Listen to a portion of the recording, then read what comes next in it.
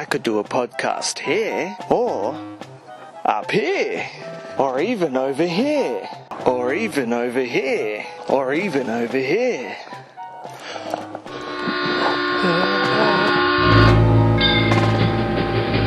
Good afternoon and welcome. This is the 7th episode of this podcast, now known as the 4x3 podcast. I decided to give it a name because I'm going to be consistent with uploading 4x3 old VHS camcorder footage and old broadcast footage, and that's what this channel has been about this whole time almost. And I wanted this channel to actually be a channel to put up really dumb videos, really focused on making a crappy underground, just not the best type of video, just for fun really. So I decided to start talking on a microphone, and the idea becoming that it's mainly an audio podcast with any VHS content over the top, or I might film a lot of stuff myself, but I don't know yet.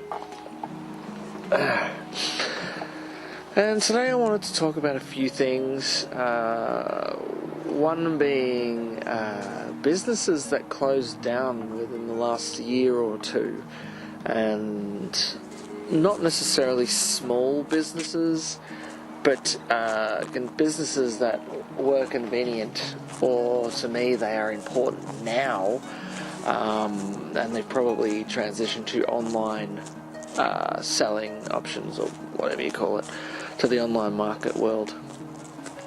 And I want to describe the towns that I know now living here, what they were like when we first moved here. Nothing much has changed, but one town in particular that's close by, our experience walking through that, and what's changed sort of over there. And Team U and its weird world that I'm discovering, and I'm trying to work out how it's all a scam basically, but not a scam, but yeah, I don't know, I'll explain that. And just old camcorders. So I've noticed in the last year or two that certain businesses in my local region have just shut down without warning, or closed without warning.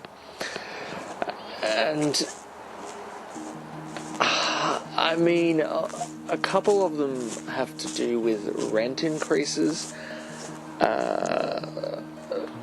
and a couple of them have just shut down completely. There's more than a couple, by the way.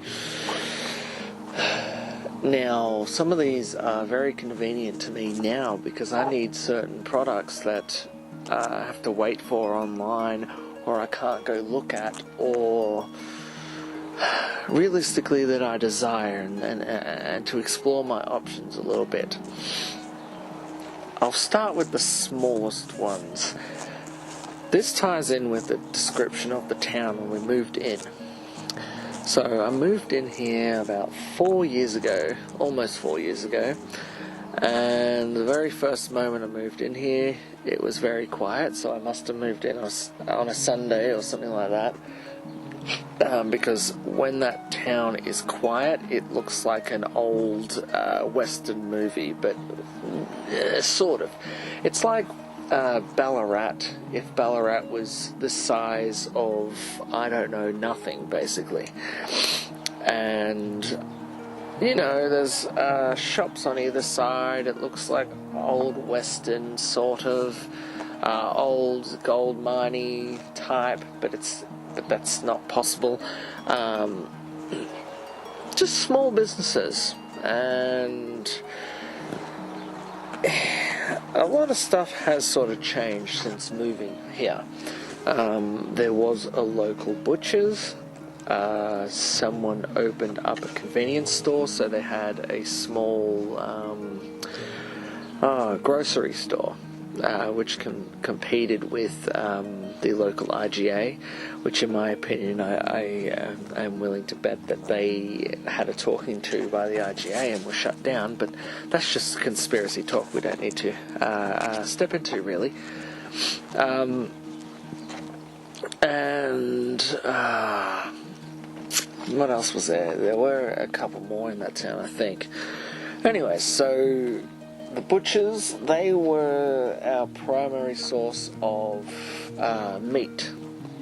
Well, in theory they were. We used to get all our stuff from IGA, but due to COVID and us not wanting to follow the ridiculous rules at the time, we decided to go to that butchers and rely on that for our meat. And a lot better, a lot cheaper, even in the long run, than IGA. And these bigger stores that claim to be for pure convenience are nothing more than price gouging pricks, if you ask me. And we need those local fruit and vegetable stores and meat stores so that we have an option that isn't overpriced and based on a profit. And big businesses like Woolworths and IGA and Coles and anyone under that umbrella, their primary focus is how to rip you the fuck off. And while some of these other businesses do struggle, they can keep their costs down if they basically source their produce locally or on a cheaper, costly budget, and we can also get that cheap solution, that cheaper option. At least that's how I sort of see it anyway. And it wasn't overly cheap, but realistically you can go in and order what you need like a deli, as opposed to pre-packaged weighed meat, which has a fixed price, which can be a pain in the ass. And if you go to a deli type setup, you can order it by the grams on your own, and sometimes you get a good deal, or you can actually portion control better. But what the pre-packaged meat does is it makes you buy more than you need and waste more than you should. Now, let's get to the point. As soon as we began to enjoy the luxuries of the meat store, it eventually closed down. There was fair warning on it, and that was good, but then that just went away. And it hasn't been turned into anything. There's a lot of Vietnamese over there, and they do a lot in the community, and there's a lot of stuff that they actually do, which makes me think that they are in with a lot of stuff. The reason I say this is because the butchers then became hold on a Vietnamese person or whoever owns it, and all that's in that store is a bunch of junk. And basically it's been curtained up and no longer a business. And actually, someone who opened the convenience store, they closed without warning as well. That was good. That was okay. The prices were just like, I don't know, small convenience store prices, like Asian grocers or Indian grocers or a small time grocery place. So the prices were a little bit higher, but they did have some fruit and vegetables which they did have sales on every now and then. And they had a few good knickknacks and stuff like that. But they closed up, and the windows were curtained basically, and it was on the market for sale again. And I guess the other thing too is some of these people, they come in from other places and think that they can turn a profit or something. I don't know, but then it just doesn't succeed because the towns are so small, there's no business for them. On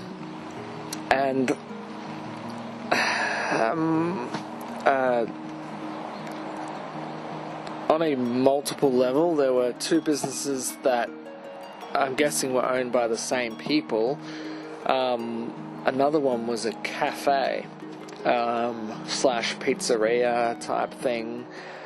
So it's a cafe in the morning and then all day, I'm guessing, and then you can buy sort of some fast food over there. But they closed as quickly as the other business that I think they owned as well, which was the convenience store. And the odd part, or the annoying part about it, was they didn't open when the time said on the windows. Sort of, I guess it could be related to a family business where they don't do that, but I don't know. Essentially, yeah, those businesses closed as one unit, and someone else eventually purchased either building or business or whatever you call it, but they didn't operate it as that business before it. And one is a tobacconist now, and the other one is someone's family business, but I haven't seen them open much. They open randomly, and the first time they did open, or the first time I went there, they actually had a very good variety of products, and they were used products. It wasn't like a vintage store. They had a mix between sort of like second-hand goods and new stock. So it was like a gift store, but they had second-hand goods as well. And I was attached to everything. It was my store. I found an old camcorder there. Oh God, they had a few things. I don't remember what, but and even for my partner, they had a few things for her too. But I haven't seen it open since. And I don't know. I don't know if they are using that as a store for when they move down there, or if that was like a house combo. I'm not too sure. Now, what are the businesses? Because I know there was like one or two or something or other. It wasn't really. So there's two servos, two Ampol servos. Well, they were Ampol, owned by the same people. I don't know, whatever the deal is. One's at the other end of town, and the other one's closer to town. One of them closed their business side, so where they had all their hot food and drinks and candy, and it was like a restaurant type thing. That closed for a while. The petrol station bit where you fill up and pay for petrol, that used to be you could pay in cash and card, but that section turned into a 24-hour fuel station where you can only pay on card. So that business closed, and then the reopening was, well, actually for a while it was only the 24-hour pumps, the cashless pumps. And then whoever it was, reopened that business area where you can buy fast food, and it's a little restaurant. These businesses are all in the one town. There's also, I'm not sure if it's two hardware stores or one that is that are up for sale. But currently, yeah, that is true. There are two of those businesses, I think, up for sale. There was a hotel as well, where I think that business was owned by the people who run the grocery store and the pizzeria type place, and that just closed all of a sudden as well, and I don't think that operates. And the funny part about that is it's a multi-level, it's got heaps of rooms. It's got to have more than 10 or more than 20 rooms you can see from the highway. So with that being closed, there's no business for travellers over there. Not that it matters. What else? So that was another business that went under. And I'm sure it's no big deal in the suburbs or in the city, but this town being described is a town with less than 2,000 people in it. It is a small country town where the main strip of shops are in one small section. Well, sort of. It's like it's like a square almost.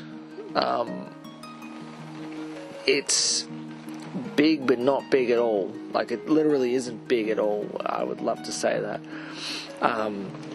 So the amount of businesses that were closing there is just seemingly odd.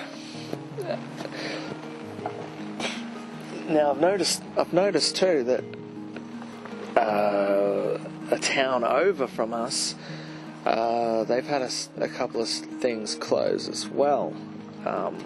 Well, sort of. One of those businesses was a big hardware store. They moved their location onto the main street of town where the IGA is, and they were a hardware store for a while. The only hardware store in town, mind you, and those people were retiring, and now that's officially closed. There's also a big antique store which opened, and then, well, now it's closed. That's gone. The reason this is a big deal is because from where we sit, where we stand, where we are, the only hardware store that is there, is the only one we can go to. Otherwise we have to go to the big town, which is even further. But the close town that we live to, they do have a couple of hardware stores, but we just don't frequent that town anymore because of, the politics in it, and a lot of stuff I don't want to explain right now. So those two businesses are pretty much gone. A third business. So this was a business for community.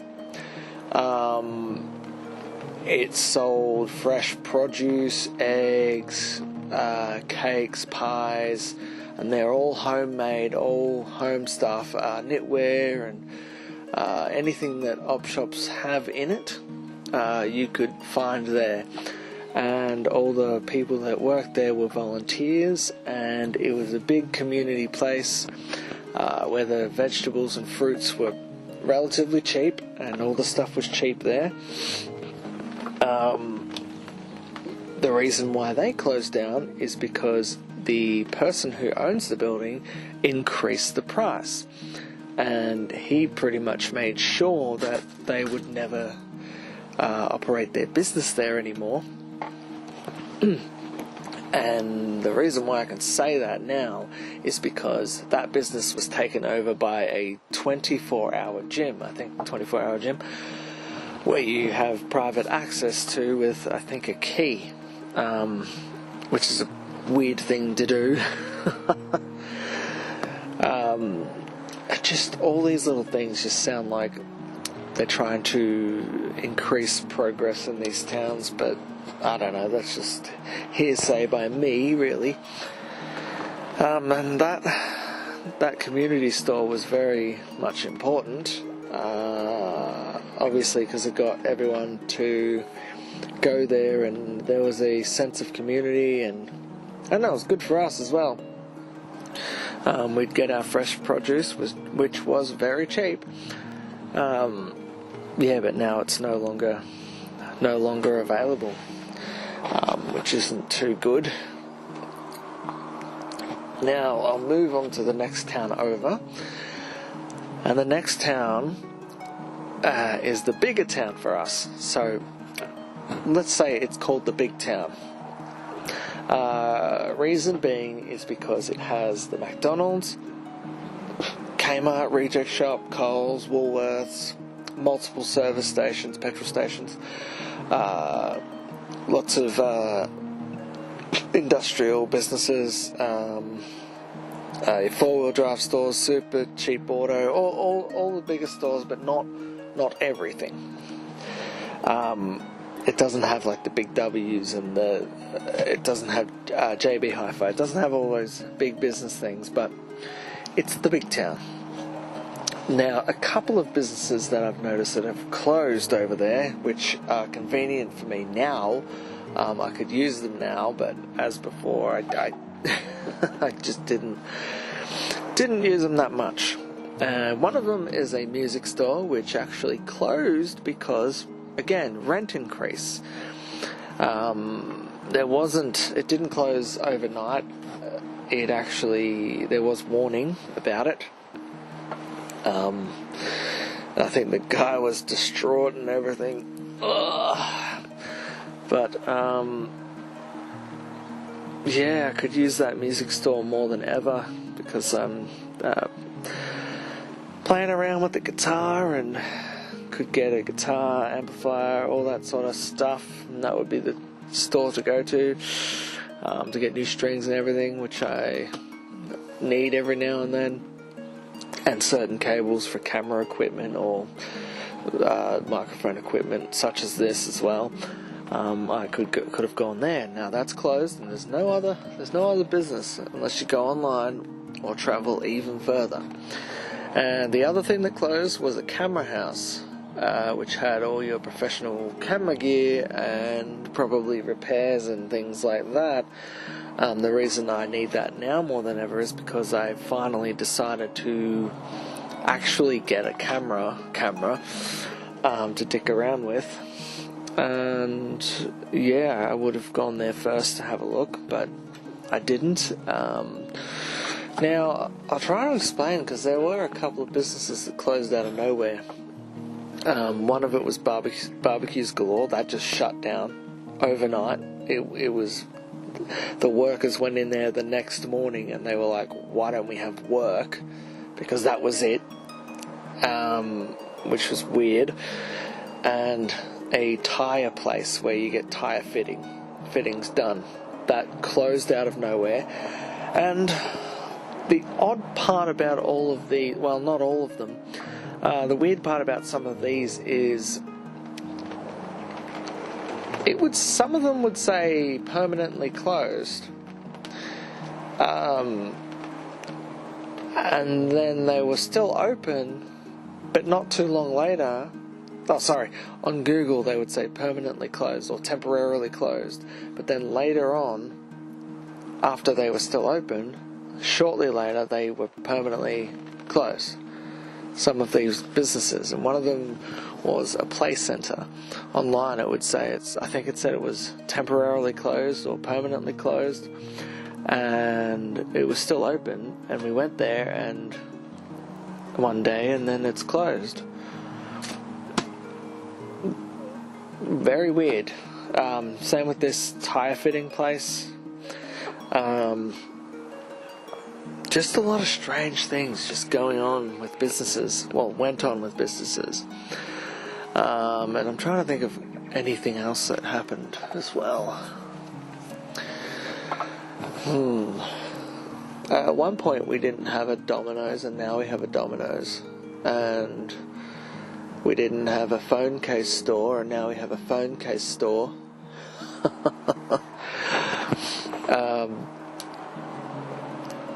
Yeah, I don't know how many new businesses there are, but so that's a bit annoying how some of these things I could rely on now, they're just not open anymore. A bit weird. And I mean, I guess it could be a conversation to do with COVID, and how that has destroyed a lot of businesses, and how everything's trying to transition to an online setting, but that's not really the discussion. Oh, right now I'm pretty much obsessed with old cameras, old camcorders. I'm not obsessed with them, but when one doesn't work, I want to get another. I've purchased one and it's coming in the mail. I don't know if it's going to work or not. It's an old Panasonic VHS camcorder. This will be my third one. I don't know what type it is. Broadcasting or what, I don't know. And I don't know how it operates or anything, but got it for about $20, including shipping, I think. And I've got all the HD converters, or what I need to convert it. Not the best gear, but it's pretty good. There is a difference between, trying to go tapeless and converting a tape. You would think that the quality from the external monitor recorder would be better, but I've noticed that just from capturing a tape directly from the tape player, even if you transfer it into like HD resolution, it seems to be a lot better than what I was doing, which was transferring it to having my external monitor as a tapeless system to record to straight from the camera. And even the microphone sounded better on it, but anyway.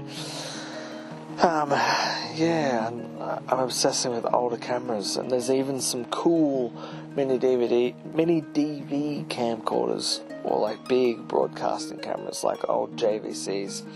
They look bloody good, and even the quality looks good.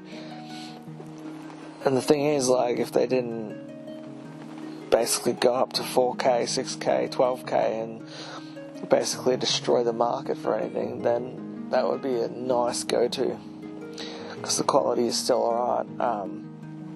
I hate that the world's progressing into like a higher format. But whatever. I do like my fancy new gear too, but I don't know, I'm not really in the industry, so it's not too fun for me.